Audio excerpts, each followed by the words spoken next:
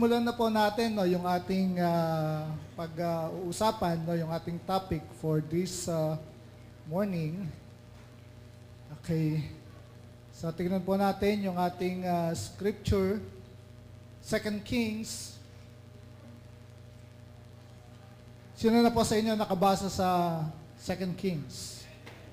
Okay, 1 Kings, 2 Kings. No, diyan natin mababasa yung story ni Elijah at saka ng kanyang protege, si Elisha. No, so, yan ay mga mighty prophet of God na kung saan ay mababasa natin no, yung mga miracles na ginawa ng Panginoon sa pamamagitan ng kanilang mga buhay. So, dito po sa 2 Kings 4:1-7, ang binabanggit dito ay si Prophet Elisha, no, o si Eliseo. So, sabi po dyan, 2 Kings chapter 4, verses 1 hanggang 3, now, sabi niya, a certain woman of the wives of the sons of the prophets cried out to Elisha. Sino raw? Sino ang lumapit kay Elisha? Yung isang asawa no, ng isa dun sa mga anak ng propeta. At ang sabi niya, your servant, my husband is dead. Patay na siya. And you know, sabi niya, that your servant feared the Lord, and the creditor has come to take my 2 children to be his slaves. So parang yung pinakahaligi ng tahanan ay patay na, at yung kanilang haligi ng tahanan ay merong pinagkakautangan. No? And according to the law, no, kapag namatay yung merong utang, pwedeng kuhanin no, yung kanyang mga anak para maging alipin, para magbayad ng utang nung kanilang magulang. So that's legal. Okay, so merong time in the history of mankind na legal yung tinatawag nating human slavery, no, yung pagkakaroon ng alipin. Okay? So legal yon. No, pinapractice nila yon until such time nung, if I'm not mistaken, nung 18th century, no, dumating yung mga abolitionists, no, hindi abortionists, abolitionists, no. At doon parang ang nag-champion no, doon sa mga abolitionists na to, yung abolishment of human slavery ay si William Wilberforce. So if you know history, no, siya yung nag-champion para magkaroon ng batas na ipatigil na etong yung human trafficking, no, yung pagkakaroon ng mga alipin dahil against yun sa law of God, and that is immoral. So itong si William Wilberforce, mga kapatid, siya po ay isang evangelical Christian. No? Siya po ay isang Kristiyano at nakita niya na ang tao ay made in the image of God. So sabi niya, it's immoral na gawing slave or gawing alipin ng mga tao dahil created sila in the image of God. So he was the champion. No? Siya po ay isang Englishman, philanthropist, at siya ay kasama dun sa ano kasi yun, no? sa England. Okay? So, ano lang po. Verse 2, sabi niya, Elisha said to her, what shall I do for you? Tell me, what do you have in the house? And she said, your maidservant has nothing in the house except a jar of oil. Then he said, go, anong sabi niya? Borrow vessels at large for yourself from all your neighbors. Puntahan mo lahat ng kapitbahay mo at manghiram ka ng mga pwedeng sisidlan. No? Even, sabi niya, empty vessels, do not get a few. Huwag konti lang. Kailangan marami. Tuloy natin yung basa. And you shall go in and shut the door behind you and your sons and pour out into all these vessels, and you shall set aside what is full. So she went from him and shut the door behind her and her sons. They were bringing the vessels to her, and she poured. Verse 6, when the vessels were full, she said to her, son, bring me another vessel. And he said to her, there is not one vessel more. Gaano raw karami yung kanyang langis? Gaano karami? O konti lang. Diba? Konti lang. Pero mula dun sa kokonting langis na yon, dun yung miracle eh. Habang sinasalin niya, no, dun sa mga empty vessels, hindi nauubos, no, hindi humihinto. Until such time na yung pinaka-last vessel, no, kasi ang tiga-abot niya yung kanyang anak. So siya yung sasalin, no, dun sa mga empty vessels. So nung mapuno, sabi niya, bigyan niyo pa ako ng isang sisidlan. Sabi nung kanyang anak, wala nang natira. And what happened? And the oil stopped. Then verse 7, then she came and told the man of God. And he said, go, sell the oil and pay your debt, and you and your sons can live on the rest. So, dito po makikita natin yung parang 180 degrees, no, yung turnover, parang turn of events, na mula dun sa pagiging walang pera, walang pag-asa, at isang balong babae, siya ay naging isang, pwede ba nating sabihin, isang business woman. No? Sa pamagitan nung miracle na ginawa sa kanya ng Panginoon. Okay? So, a turn of events, nagkaroon ng pagbabago sa kanyang buhay, mula dun sa pagiging hopeless, kawalan ng pag-asa, nagkaroon siya ng pag-asa because of God o dahil sa Panginoon. At dahil sa kanyang paniniwala, dun sa kanyang pananampalataya sa Diyos, nagkaroon ng himala at doon nagsimulang magkaroon ng pagbabago sa kanyang buhay. Gusto pa ba nating mangyari sa buhay natin yung ganon? Di ba? Na merong mga himala, merong mga pagbabago mula dun sa boring nating buhay, magkaroon tayo ng mga breakthroughs, no? Magkaroon ng mga changes dun sa ating buhay, wherein ay nararanasan natin yung provision, nararanasan natin yung abundant provision ng Panginoon sa ating mga buhay. So I have titled this message, From Rags to Riches, no, experiencing God's abundance. Gusto po ba nating maranasan yung God's abundance? Okay, parang somehow, di ba? Related doon sa sinishare kanina ni Sister Nitz, pinapakita lang na ang Diyos is not just concerned with our spiritual welfare. Okay? So, ang Diyos, siya po ay concerned dun sa totality, no, kabuuang aspeto ng ating mga pamumuhay. Kung paano concerned siya dun sa ating spiritual well-being, concerned din po siya dun sa ating emotional, material, and financial well-being. So, yung restoration na ginagawa ng Diyos sa ating mga buhay, it's complete. Amen ba yan? Kompleto po yun. Hindi lang yung rich ka dun sa spiritual aspect, pero dun sa ibang aspeto ng iyong buhay ay you're in complete poverty. No. Ang gusto ng Panginoon, i-restore, magkaroon ng balance, no, yung totality, yung holistic approach na sinasabi nila.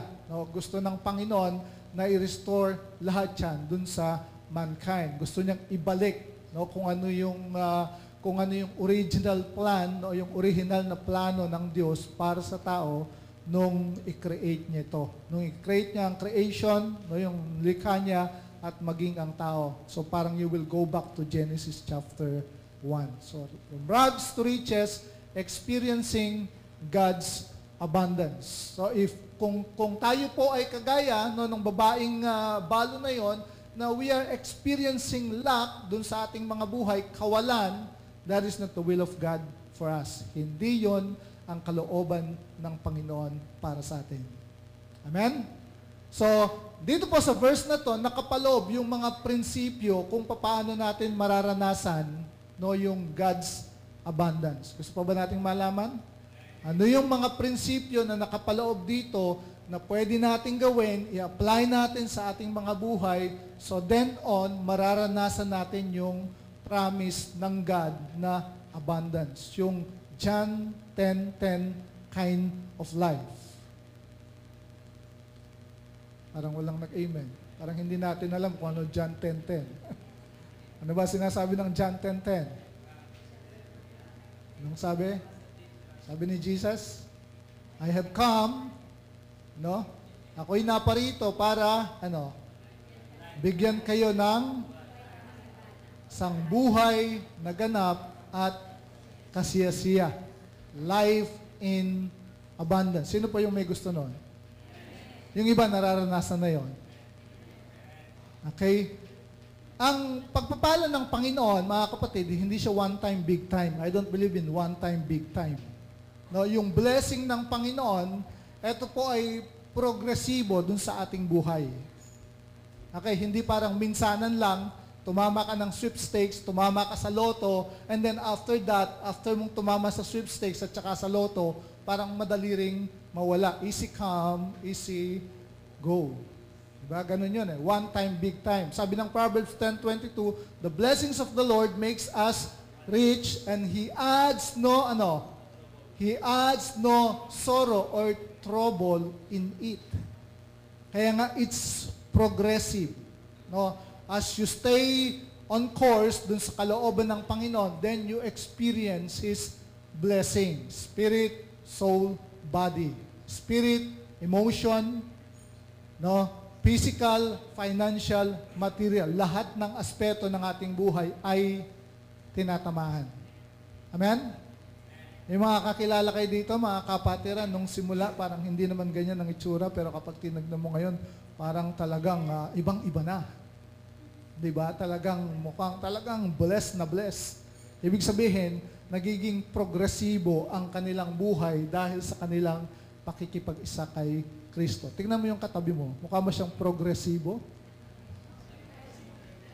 Mukha ba siyang pinagpala? Mukha ba siyang nagdurusa o pinagpala? Okay. So that is the will of God for us.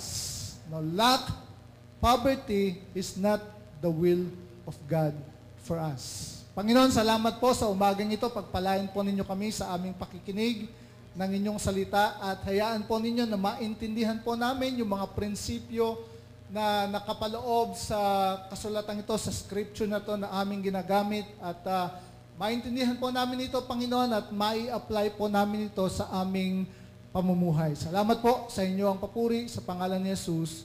Amen and amen. Naintindihan po natin lahat na tayo ay mahal ng Panginoon. Tama? Okay. So, sinasabi natin yan, lagi natin sinasabi na mahal tayo ng Panginoon. Totoo yun, pero sa sobrang pagmamahal ng Diyos sa atin, hindi niya hahayaan na manatili tayo dun sa ating dating kalalagayan. Naintindihan po natin? Sa sobrang pagmamahal ng Diyos, gusto niya na i-pour out sa iyo yung blessing niya. Kaya nga niya tayo binabago, kaya niya tayo tinatransform. Diba? Kaya nga sinasabi ng Bible na tayo ay na-change, nababago from glory to glory. May pagbabago. Progresibo ang buhay ng isang Kristiyano. So ayaw niya, dahil sa pagmamahal niya sa atin, ayaw niya na manatili tayo dun sa ating dating kalalagayan, dun sa dating sitwasyon. Kung mahirap ka, bago ka tumanggap kay Kristo, ayaw ng Panginoon, sobrang pagmamahal niya sa iyo, ayaw niyang manatili kang ganun. Amen? Kung malungkot ka dati, bago ka tumanggap kay Kristo, ayaw ng Panginoon na manatili kang ganun. Kung dating lukot ang mukha mo, nung wala ka pa kay Kristo, ayaw ng Panginoon na manatili kang ganun. Gusto niya na magliwanag ang iyong pagmumukha. Mula dun sa pagiging pasas, ikaw ay maging ubas. Amen? Mula dun sa pagiging alipin, ikaw ay makalaya dahil yun ang ginawa niya dun sa babaeng balo. So, merong similar verse, mga kapatid, sa New Testament na ipinapakita kung ano yung ginawa ng Diyos para sa atin. Kung ano yung ninanais ng Diyos para sa bawat isa sa atin bilang mga anak niya. Colossians chapter 1, verse 12 and 13, ang sabi, always thanking the Father. Sige nga, basahin nga natin, sabay-sabay. Always thanking the Father. Ginagawa pa ba natin yan? Lagi tayong nagpapasalamat sa Diyos. Okay? Always thanking the Father. Sabi niya, He has enabled you to share in the inheritance that belong to His people. Medyo tigil tayo. Ano daw ang ginawa niya? Anong ginawa niya? Ginawa niya na makabahagi tayo dun sa mga mana. Kasi inheritance is mana. Mayaman ba ang Diyos? O mahirap ang Diyos natin, kaya mahirap tayo? To share, sabi niya, in the inheritance that, belongs to His people. Maraming Kristiyano, hindi nila alam na meron pala silang inheritance. It's like yung isang katiwala ng isang mayaman,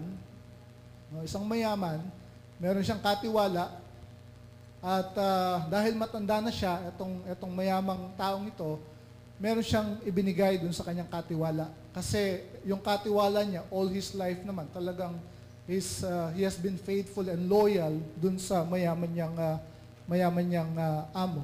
So meron siyang binigay. So nung tignan nung katiwala, parang isa siyang papel, parang isang may nakasulat doon. Papel, tapos may mga nakasulat doon. Parang hindi siya marunong magbasa, kaya hindi niya parang inintindi kung ano yung nakasulat doon sa papel na yon na ibinigay sa kanya nung kanyang mayamang amo.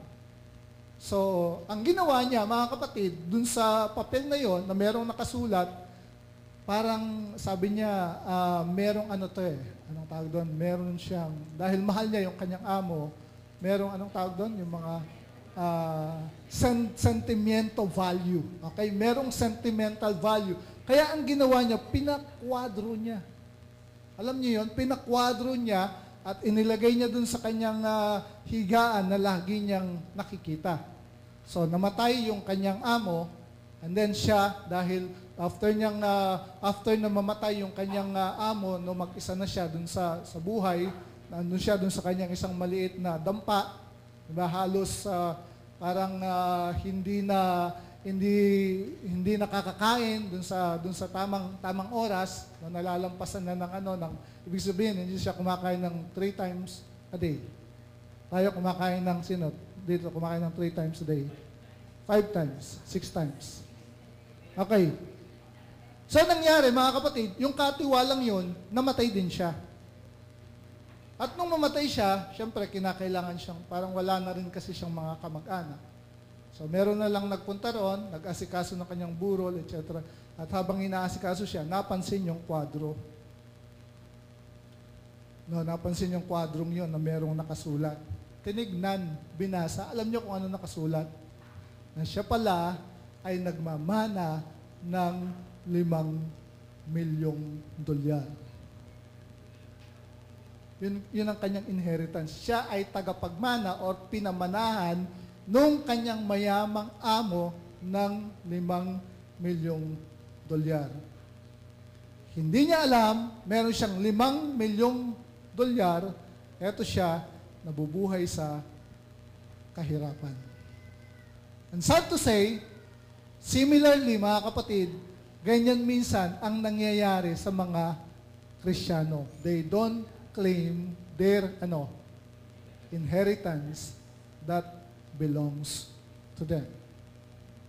Ang sabi pa niya dyan, verse 13, for, si Jesus, He has, rescued us from the kingdom of darkness and, transferred us into the kingdom of His dear Son. So dito sa lupa, merong 2 kingdom. Ang isa ay yung kingdom of darkness, yung isa ay kingdom of light. To illustrate, Alex, pwedeng tumayo ka. Tapos harap ka lang sa congregation. Yan. Tapos, Brother Helmer, tayo ka rin. Okay. Sino gusto nyo maging kingdom of darkness? Hari ng kingdom of darkness. Okay. Ano lang naman, di ba?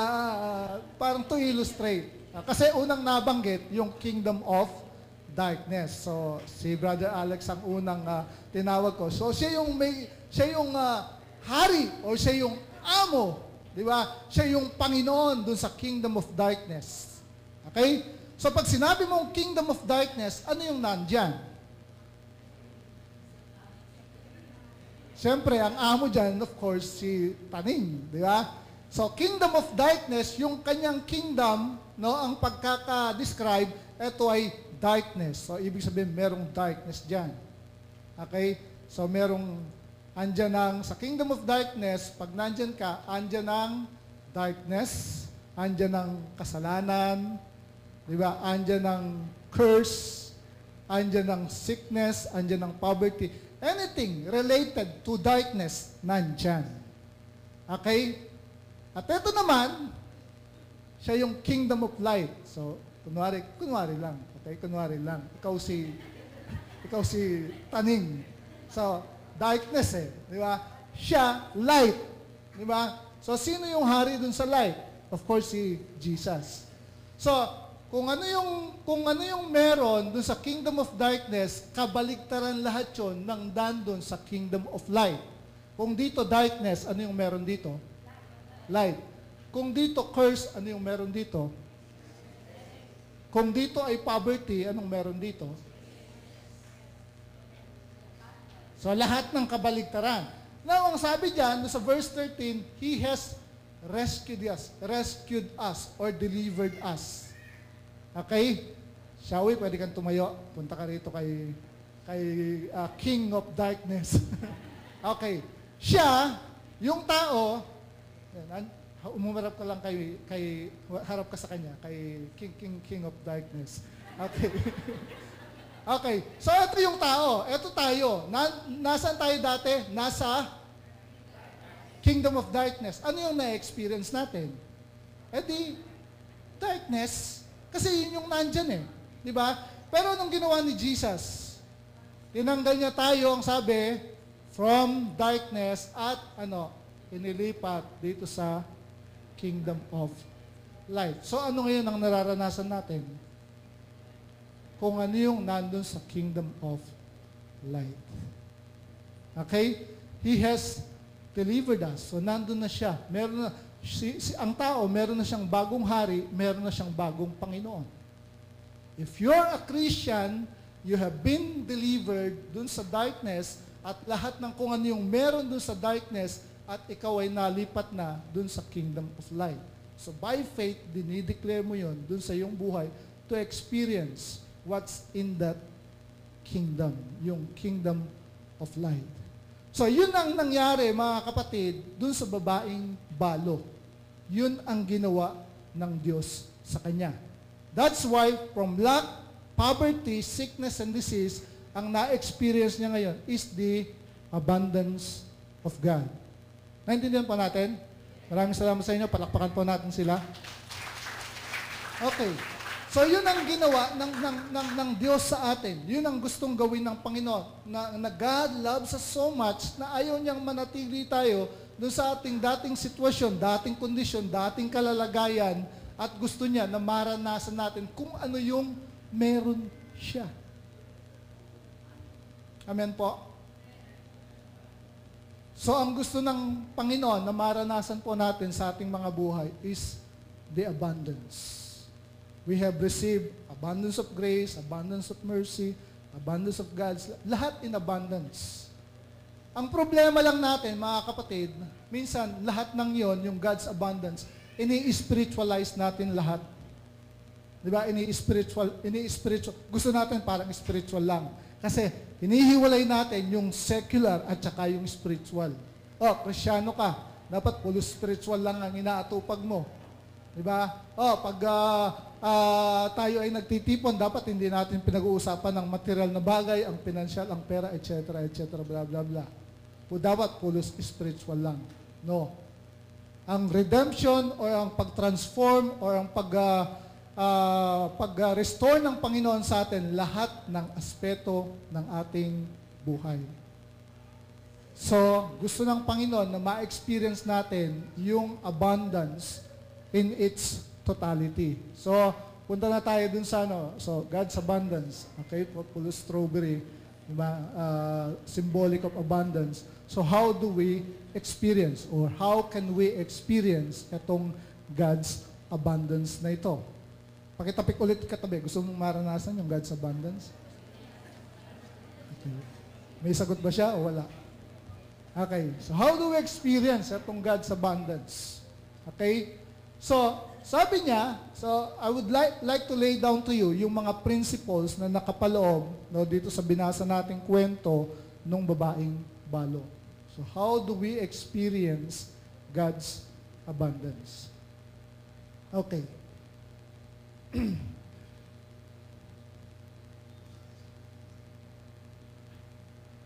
So, anong sabi dyan?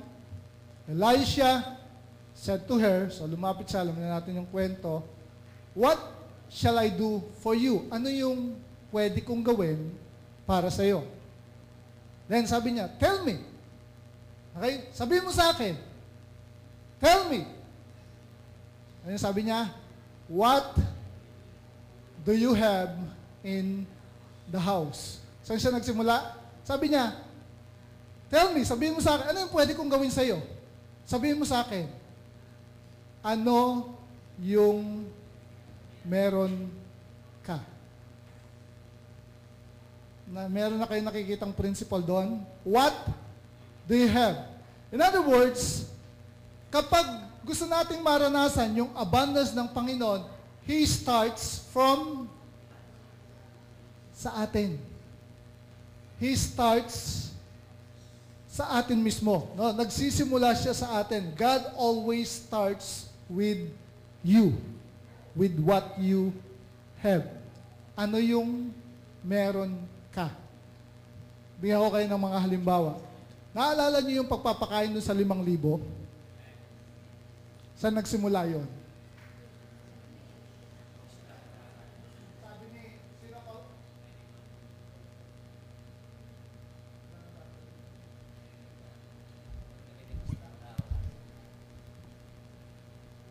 So sabi ni Philip, di ba? Sabi ni Philip kay Jesus, dun sa feeding of the 5,000, merong isang bata dito na merong ilang tinapay? 5 tinapay at saka 2 isda. So, saan nanggaling, mga kapatid, saan nanggaling o saan nagmula yung himala na ginawa ni Jesus na pinakain niya yung more than 5,000? Mula, ang sagot, mula dun sa batang lalaki na merong 2 isda at saka 5 tinapay. Okay? So, meron pang isa, si Moses, no, bago siya gamitin ng Panginoon, sabi ng Diyos kay Moses, ano yung nasa, ano yung tanong niya? Ano yung nasa kamay mo? Panginoon, sabi niya, isa lang pong baston. So, ang prinsipyong nakapalaw dito, mga kapatid, para maranasan yung God's abundance. Hindi naman, ang Diyos kasi hindi naman siya genie. No, hindi naman siya parang nagma-magic na out of nothing. Parang, okay, gusto mo mapagpala? Okay, mula dun sa langit ay pauulanan kita ng 1 milyon, 2 milyon. Gusto mo ng kotse? Mula sa langit, pababagsakin ko ang kotse. Diba? Di wasak-wasak yun, sira-sira. Gusto mo ng bahay? Gusto mong bahay? Mula sa langit, pababagsakin ko ang isang bahay. O mula sa langit, pababagsakin ko ang house and lot. Gusto ba ninyo ng ganon? So, hindi ganon ang Panginoon. So, ang laging question ng Panginoon, ano yung meron ka? Okay? Now, tanungin mo nga yung katabi mo, ano ba yung meron ka? Pwede mo rin itanong sa kanya, ano yung meron ako?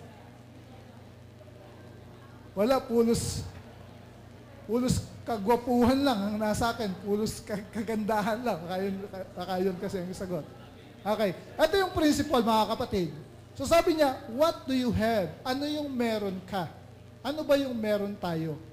Mga kapatid, lahat tayo, inilagay sa atin yung seed of greatness.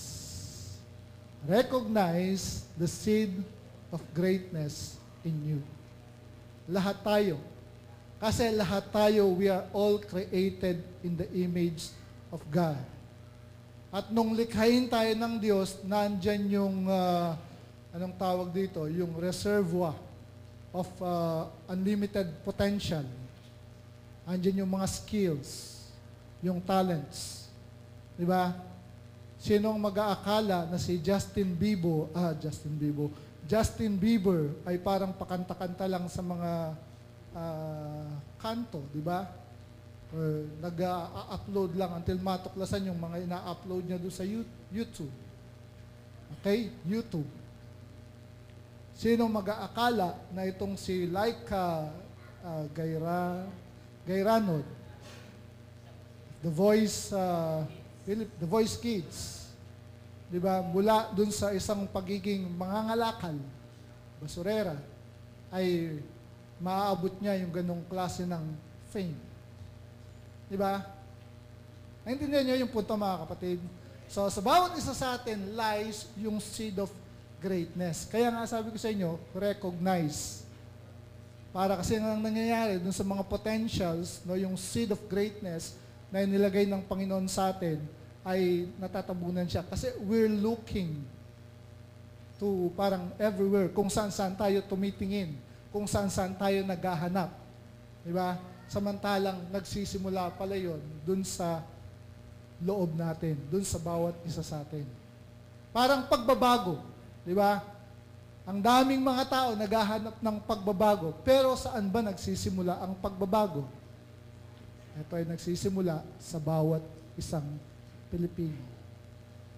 Ang daming mga Pilipino nagmamarcha, nagrarally, di ba, dyan sa Plaza Miranda at kung saang mga lugar at sila ay sumisigaw ng pagbabago. Paano darating ang pagbabago kung ikaw mismo ay hindi nagbabago? Tama ba yan? So yan ay nagsisimula dun sa bawat isa sa atin. Ano yung meron ka? Ano yung gustong-gusto mong gawin na kapag ginagawa mo yun, nag-e-enjoy ka? Ano yung trabaho? Diba? Na kapag ginagawa mo, nag-e-enjoy ka. Diba? At kapag nag-e-enjoy ka, ginagawa mo yun, kumikita ka, napagpapala ka. Amen ba yan, mga kapatid? So, meron tayong potential. Merong seed of greatness dun sa loob natin. Kaya nga sabi nung Psalm, di ba? I am fearfully and wonderfully made. Kaya naniniwala ako, walang nilikha ang Diyos na bobo. Lahat tayo ay special child of God. Okay? Bakit ba laging binibitin yung of God? Ano? Special child of God. There's something special in us. Amen? Amen ba yun? Pag sabi sa katabi, merong special sa'yo. Hindi ko lang alam kung ano yun. Pero merong special sa'yo. Meron kang talent, meron kang potential, meron kang giftings. Ang problema lang, it lies dormant. Alam niyo ibig sabihin nun? It lies dormant. Parang nandun lang siya, unrecognized, untapped. Diba? Hindi siya nadidiscover, hindi siya nahuhukay. Diba? Parang mga diamonds na hindi nadidiscover. Okay? Pero kapag na-discover mo, yun na yung simula. So you just need to tap on that potential. Diba? Yung seed of greatness na inilagay ng Panginoon sa iyo. Tama ba yun?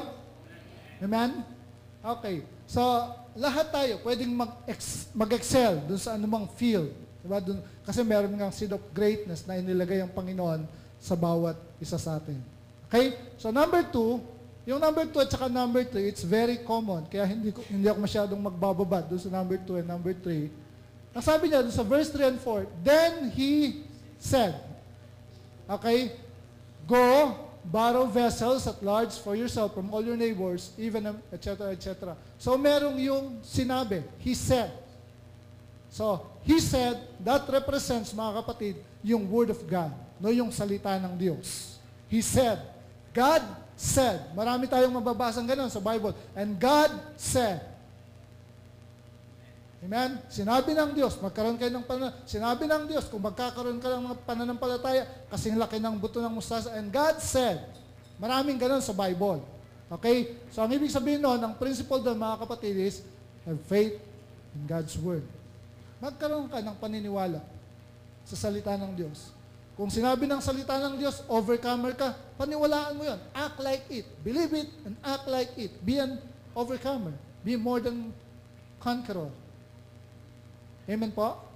Hindi sinasaliwa natin. Sinabi ng Diyos, tapos ginagawa natin, pinaniniwala natin yung kabaligtaran. Sabi ng Lord, I have blessed you. Hindi, Lord, curse ako, mahirap ako. Kaya kapag kinumusta mo, anong sasabihin niya? Mahirap ako. Pulos pagdurusa, pulos tiisin, etc., etc. So have faith in God's word. Magkaroon ng pananampalataya because faith makes the difference. Amen ba yun? Okay. So sasabi ng prophet sa kanya, he said, ganito gawin mo. Anong ginawa niya sa verse 5? So she went. Ibig sabihin, kung ano yung sinabi ng prophet sa kanya, representing God, kasi the prophet, ito yung God's representative, so yun ay salita na nanggagaling sa Panginoon. Anong sabi niya? Verse 5, so she went from him, at kung ano yung sinabi ng prophet, yun ang kanyang ginawa. So nagkaroon siya ng faith, at kasi kung ano yung sinabi, what God said, what the prophet has said, di ba? Yun yung kanyang ginawa. So she obeyed. Kung ano yung sinabi sa kanya, yun ang kanyang ginawa. Amen ba yun? Tayo ba naniniwala tayo? Sinasabi natin, naniniwala tayo sa salita ng Diyos. Pero minsan, yung sinasabi nating paniniwala natin, kinokontra yon nung ating mga ginagawa.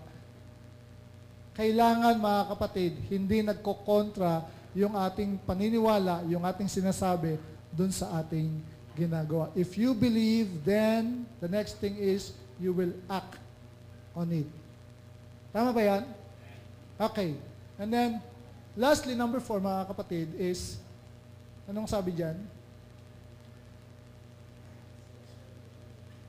So verse 7, punta ako dun sa verse 7, then she came and told the man of God, after niyang gawin yung mga pinag-utos sa kanya, lumapit siya dun sa man of God.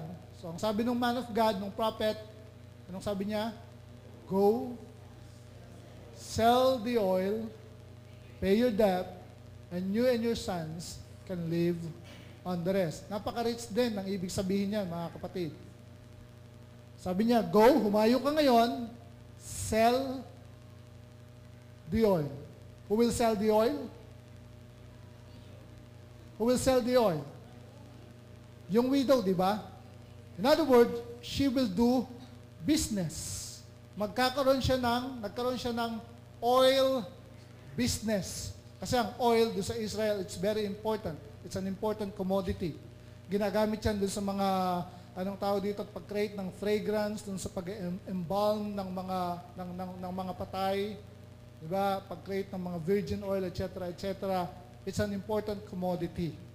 So mula doon sa isang hopeless, penniless, widowed, eto na siya ngayon, engaged doon sa oil business. Gumagawa ng fragrance, mga ganon. Yung mga ginagamit sa pag-embalm ng mga patay. Maaaring siya yung nagpasimula ng Doña Helena Virgin, Extra Virgin Oil, kung bumibili kayo noon. Diba? So sabi niya, go sell the oil. In other words, mga kapatid, meron siyang part dun sa miracle. Alam nyo kasi ang nangyayari sa atin minsan, kaya hindi natin na-experience yung God's abundance kasi lahat ay sinasabi natin, iniaasa natin sa Diyos. Meron nga akong narinig na panalangin minsan sa church, ang sabi niya, Panginoon, imbitahan po ninyo ang mga kaluluwa, ang mga taong wala pa sa inyo at imbitahan po ninyo sila dito sa aming simbahan. Inutusan mo pa ang Diyos na mag-iimbita? Gawain natin yun, di ba? Panginoon, kahit hindi po ako nagprepara para dun sa pag-worship, Panginoon, ibaba po ninyo ang inyong anointing. Kapatid, diba, that's a poverty mentality. Dapat baguhin yung mga yan. Lahat ay parang iniuutos natin, iniaasa natin sa Diyos. Who will sell the oil? Sino ang magbebenta ng oil? Ang Diyos? Hindi. Siya na. Naintindihan pa natin? Nakakakuha kayo ng Panginoon, bigyan po ninyo ko ng trabaho. Diba? At utusan ninyo yung may-ari ng isang kumpanya para tawagan ako. Bakit? Kilala ka ba nung may-ari ng kumpanya? Bakit pa hindi pagkatapos mong manalangin humingi ng trabaho ay puntahan mo yung mga kumpanya, send your resume. Diba? Kung ilan yan, kung 10 yan, diba, na medyo swak yung yung ability mo, yung talent mo, yung skill mo, swak doon. Ka ng resume, tsaka mo doon ipanalangin, Panginoon, kung alin dyan ang kalooban mo, ay ipatawag ako. So kapag merong tumawag sa iyo, maring, yun na. Paano kung 2, 3 tumawag sa iyo? Bahala ka, pumili ka na lang. Diba? At least, meron kang mga choices. Select among the best.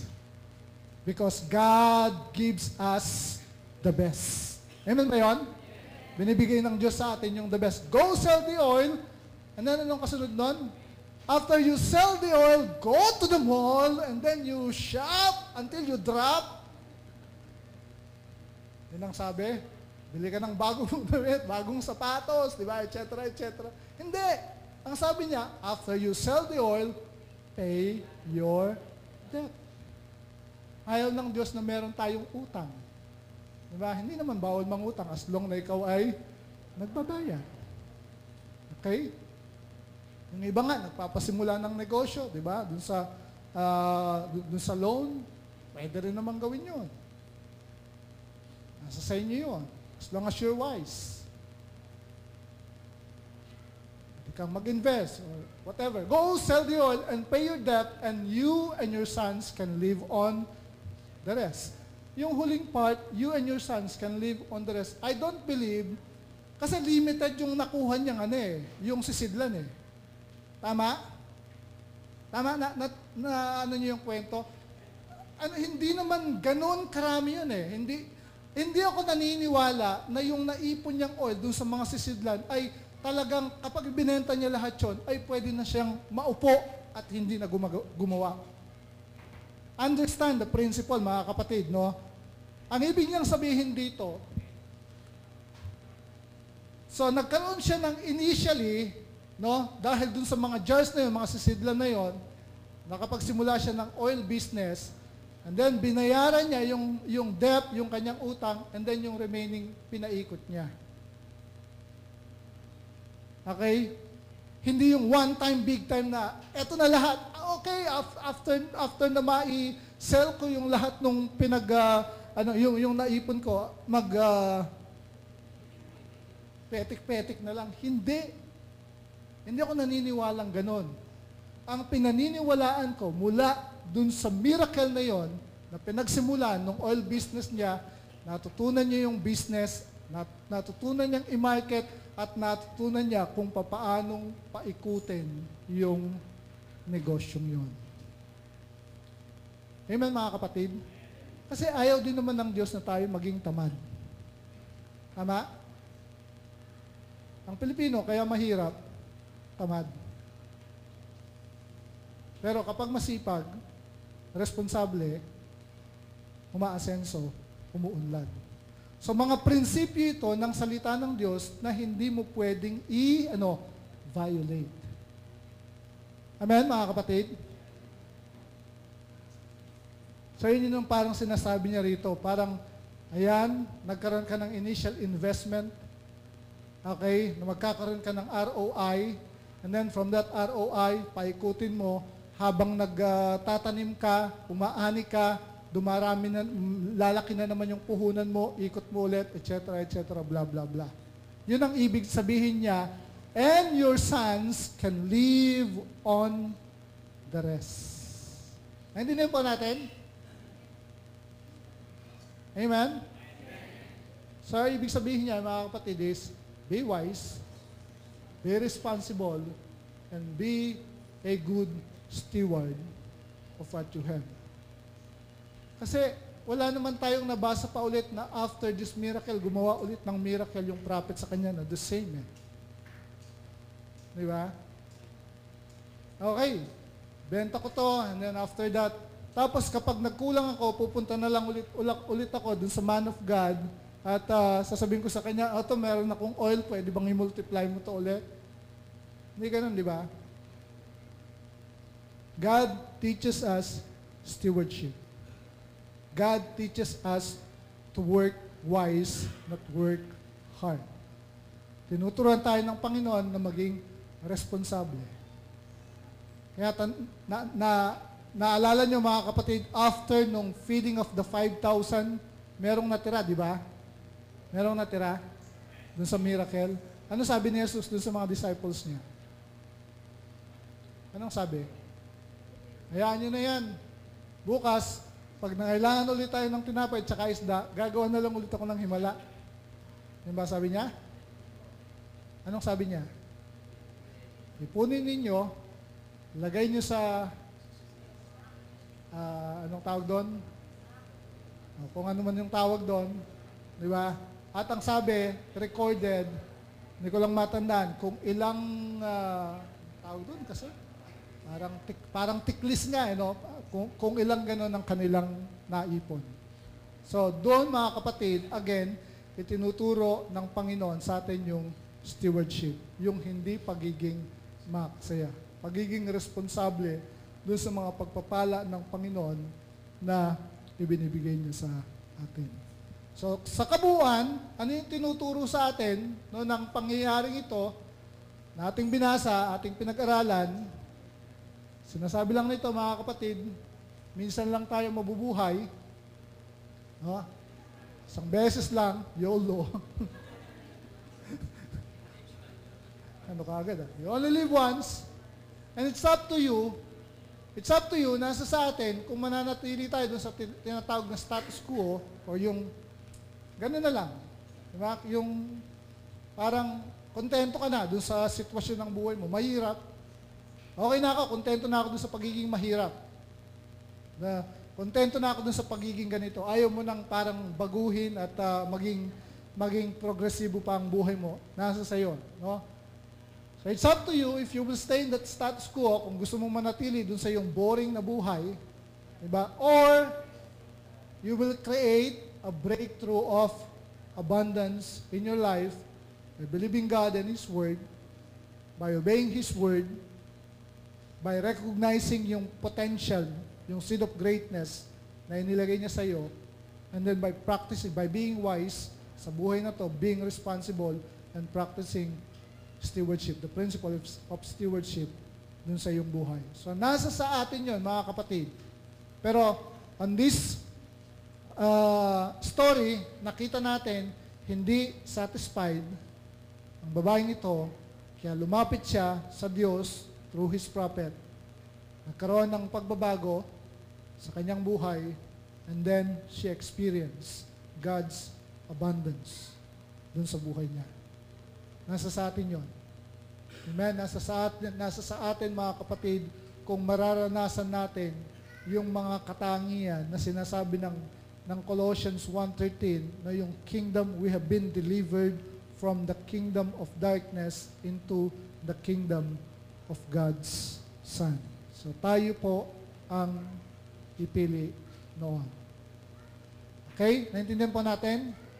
Pero meron tayong part. At ang part natin mga kapatid is gawin yung 4 na prinsipyong nakapaloob dito sa kwentong ito ng babaeng balo. Amen po? Naintindihan natin? So God gives us opportunity. Meron mga binubuksan ng Panginoon na doors sa atin, mga, na hindi natin alam, yun pala ay mga doors of miracles, doors para ma-experience natin yung blessing, yung provision, yung abundance ng Panginoon. It's all up to us if we will enter that door of blessing or that door of opportunity. Nasa sa atin po yun, mga kapatid. So para maranasan natin yung abundance ng God, we need to do our part. Amen? Tayo po'y tatapos, no? Tayong lahat ay tumayo sa oras na ito. Tayo magwakas sa pamagitan ng isang panalangin. Ulitin ko po sa inyo, ang pagpapala ng Panginoon, it's not one time, big time. No, hindi siya minsanan, kundi ito ay isang progresibong bagay na nararanasan natin dun sa ating mga buhay. Yung sinasabi ng Bible na change from one degree of glory to another degree of glory. It's all up to us. So, magkaroon lang po tayo ng hunger, no? Maging mga empty vessels po tayo for God, ready to be filled by His abundance yung abundance of grace, love, mercy, blessing, and provision. Pwede nating maranasan etong nangyaring ito sa babaeng balo. Panginoon, maraming salamat po. Lord, nakikita po ninyo ang aming mga puso, nakikita po ninyo ang laman ng aming isipan, alam po ninyo ang sitwasyon ng aming mga buhay. At Lord, kayo po yung nakakakita dun sa mga desire, yung mga ninanais po naming mangyari pa sa aming mga buhay. At alam po namin na kayo po yung naglalagay ng desire sa amin na patuloy pang baguhin ang aming mga buhay, patuloy pang gawing progresibo, patuloy pang umunlad kami sa lahat ng aspeto ng aming mga buhay dahil yun po yung inyong work para sa amin, Lord, yung restore sa amin lahat ng mga bagay na nawala sa amin through our Lord Jesus Christ. Lord, yung original plan po ninyo, yung original intention po ninyo for mankind, Lord God, as stated in Genesis 1, lahat po yun ay nire-restore po ninyo. So, nire-restore po ninyo, Panginoon, yung totality ng aming buhay, spirit, soul, body, Lord, physical, material, financial, lahat ng yan, Panginoon, ay patuloy na ini-improve po ninyo. Dahil gusto po ninyong i-improve, binibigyan po ninyo kami ng desire, ng pagnanais, Panginoon, sa mga aspetong yan ng aming buhay. So Lord, right now, we just cooperate with you. We believe in you. We believe your word. Yung sinasabi ninyo na you want to bless us, Lord. You want to deliver us, Lord. Lord, pinaniniwalaan po namin yung mga yan. At nais po namin, Lord, na makipag-cooperate dun sa inyong plano, dun sa inyong naisin para sa aming mga buhay. At maraming salamat po na yung iba po sa amin ay nararanasan na yung progresibo at maunlad na buhay. Hindi lang yung spiritual ang pinag-uusapan dito, Panginoon, kundi maging dun sa physical, material, and financial welfare ng aming mga buhay, O God. Salamat na tinatama po ninyo ang aming kaisipan, Lord God. At binabago po ninyo kami, binabago po ninyo yung aming mga pananaw, yung mga pinaniniwalaan, O God.